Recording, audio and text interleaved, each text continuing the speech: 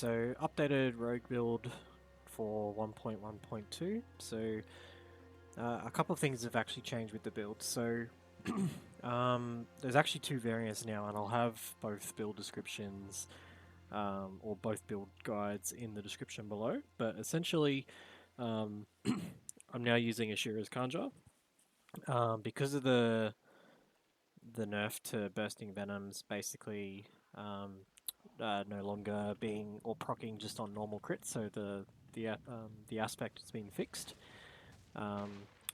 We actually want to concentrate more on attack speed and lucky hit chance. So Ashira's Kanja fills both of those voids perfectly.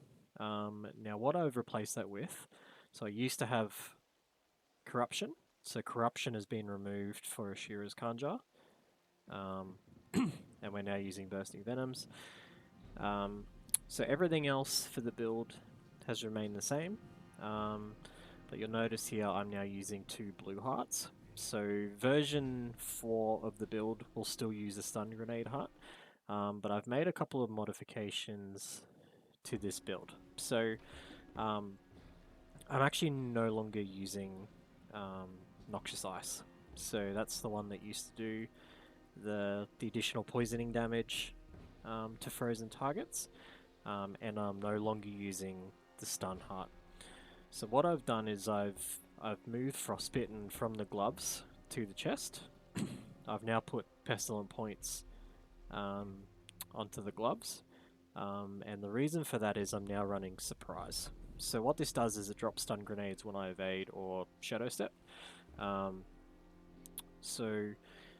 Essentially this is twofold. When you drop Smoke Grenade, it'll actually do a taunt afterwards. So if I come find some mobs, probably should have found some mobs before I did the testing here. So there's mobs here. If I drop Smoke Grenade after it, you see how they're all taunted and they all move towards that taunt. So this is highly effective when fighting high Nightmare tier specifically. So we give up a little bit of proc chance on the grenades being procced on lucky hit, and we now proc it 100% of the time when we evade or Shadow Step. Now to counteract for that, the point we did have here in Methodical Shadow Step for the stun, we've now moved for Disciplined to reduce 3 seconds off the cooldown. So normally it's 8 seconds, it'll come down to 5 seconds. Similarly, when we daze enemies, Rapid Gambits reduces the cooldown by half a second every time. So even though this is 5 seconds, or about 4.5 if you've got cooldown on the helm, this comes up very quickly, and because it's daze as well, it also works on Smoke Grenade. So if you happen to evade, drop your Smoke Grenade, and it hits a number of targets, if you hit 5 targets, it's going to bring this off cooldown straight away. So Smoke Grenade itself, being a grenade skill, is still going to proc Frostbitten, but now we get the guaranteed stun grenades every time we evade or Shadow Step. So it's sort of twofold. You get the added benefit of it being on call when you want, and you also get the stun or the decoy heart, which will linger for a number of seconds. Now, the caveat to this one is it can only come up every 5 seconds. So when we're hitting enemies that are hit by a Smoke Grenade, the Smoke Grenade will come off cooldown very quickly. So even though this is about 12 seconds, if you do this in high Nightmare tiers, this cooldown will come up virtually instantly. So it allows you, once this stun decoy has gone off, if everything's still frozen, you don't need to cast your stun grenade again, or your Smoke Grenade again. But once that wears off, you can then cast another Smoke Grenade and taunt everything again. So you almost get 2 procs per pack if it takes a while. But I find the amount of damage this build does, you don't actually have to drop that second one.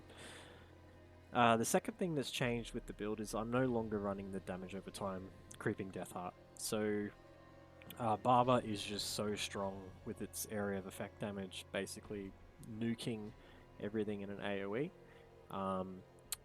Even on T100 packs, this will blow up elites within the 2.7 seconds that I've got on here. Now ideally, for speed farming content, you want a heart that's between 2.1 and 2.9 seconds. Reason being is the exploit glyph lasts for 3 seconds. So it's basically while you've got the Barber heart up, everything will be vulnerable. So when that explosion goes off, you'll benefit from the vulnerable damage. Now, I'm trying to find a longer one. I do have a DPS neck here that's on 2.6 seconds. Now, I will be, once I get a longer heart that's over 3 seconds, I'll be throwing this in here and specifically switching to bosses just for the added DPS from the imbuement skill damage and the malice passive, just to nuke down the bosses faster. Again, similarly, this isn't required if you're running all of this as usual. You won't have any problems. So very high armor. I am trying to get a replacement for this. For this helm, once I've got a higher armor roll here, I should be on about 9.9k. And then I've got a couple of options. So Disobedience is currently on the helm and Umbrus on the neck for the higher proc chance of having this up. Now, given the amount of time that everything's frozen with Frostbitten, you've got a couple of options here. You can move Disobedience from the helm to the neck, basically to turn this into a 45% armor stack. Now, if you've got 9,850 armor, Disobedience on your neck will actually cap you out at the armor cap for T100s. The cost of that is your Umbrus proc will drop from up to 90% down to 60%. So I'll leave that to your discretion. Either one will work. I just prefer the higher uptime of the Umbrus aspect here because it's giving me movement speed just to quickly move through content. Now I've got no problems running T100 Nightmare Dungeons with this current setup. So I don't see why you guys would have problems either. So even if you're not pushing T100s, this does enough damage and has enough movement speed to speed farm content. The other change I've done, because I'm now running Ashiras, we don't need alchemical advantage.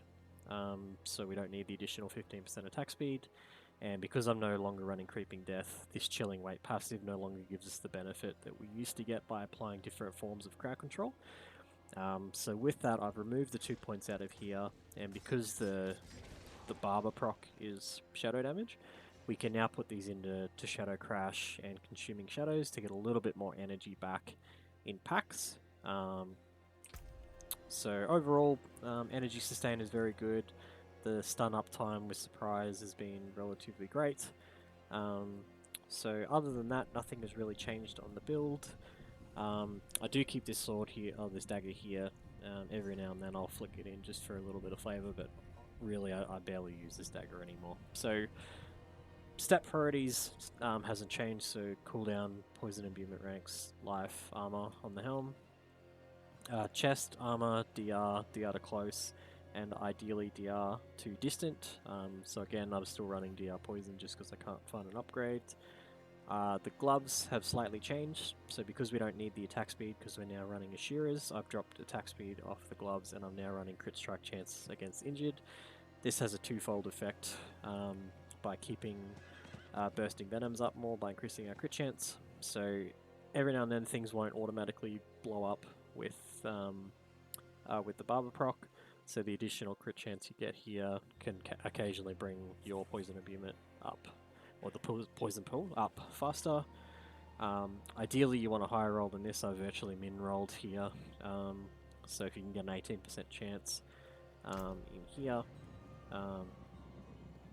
say you've got around 40% here, another 18% here, you've almost got 60% poison imbuement or critical strike poison imbuement, and then a further 9, so about 70% critical hit strike with puncture when it's on the poison imbuement stack, and then ordinarily with poison imbuement without twisting blades, 60% normally, and then, or sorry, 50% normally, and then up to 70% against injured. So very, very strong. Pants haven't changed, so we're still running Might here. Total armor, DR to close, and again DR distant, but I've still got poison because I'm trying to get another roll. Penton and Greaves, so this hasn't changed. The build revolves around this because we need the chill. So the notable rolls you want here is high movement speed, The other three stats don't really mean that much, and then the additional damage against chilled enemies, which again procs our frigid finesse for the bonus to chilled and frozen enemies, so it's huge.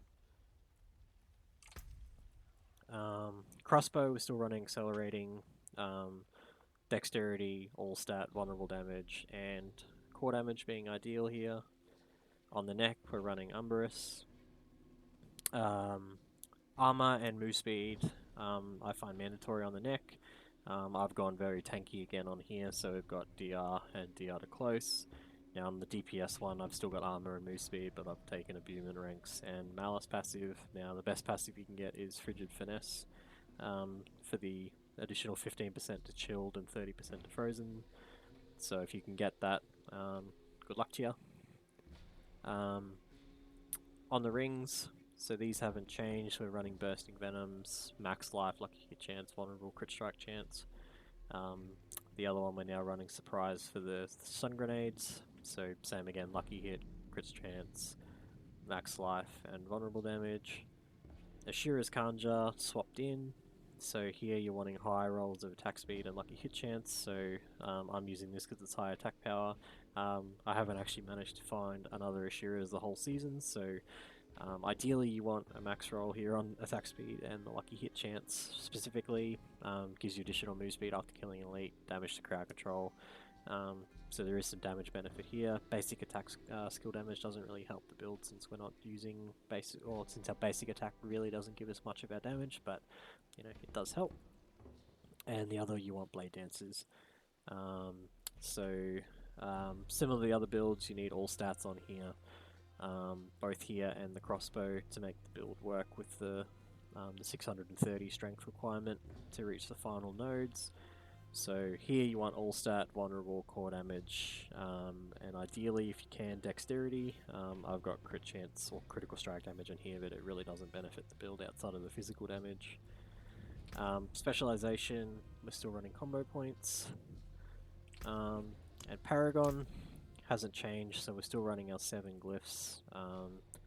Versatility in the starting board. Devious in Tricks of the Trade. Cheap Shot board, we're running Control. Cunning Stratagem, we're running Diminish. Now before you go over to this board, you then want to come back here to No Witness, socket in Efficacy to buff the rare nodes here, being Knowledge and Training for the additional percent damage and total life. Then we come up here into Eldritch Bounty, we socket in Bane and just take this skill node in here. So if you don't want to run this 630, which is opening up this, you can drop the all stat. I find it's useful.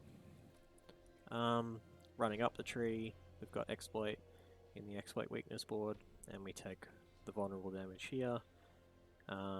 So again, I've toyed around with dropping this node and this in favor of getting the additional 10% vulnerable damage. You just need too many points to sort of map around the board to take this one board earlier and socket through this board gate. So if this was the case, you'd flip it all the way around to basically be in the same position. But yeah, where there's not enough points on the board to swap out, unless you were to take out some of these rare nodes. But as you can see, 13% DR from elites, 100 armor, all the armor nodes around here. 50% damage to healthy, which again buffs Barber when it's up, so everything's healthy when we're doing our damage. More armor, more damage to healthy, so there's not a lot of wiggle room in terms of points on the board. So like I said guys, I'll have an updated build guide, so if you want to run the old build with the stun grenade heart, you certainly can, but I found running the shadow decoy for the additional taunt once the stun grenade, once the smoke grenade days finishes, I find is helping me run through T100s a lot easier. So thanks for that guys. As always, if you found this helpful, don't forget to like and subscribe, really helps out the content. And I'll have a few more T100s coming out shortly. Thank you.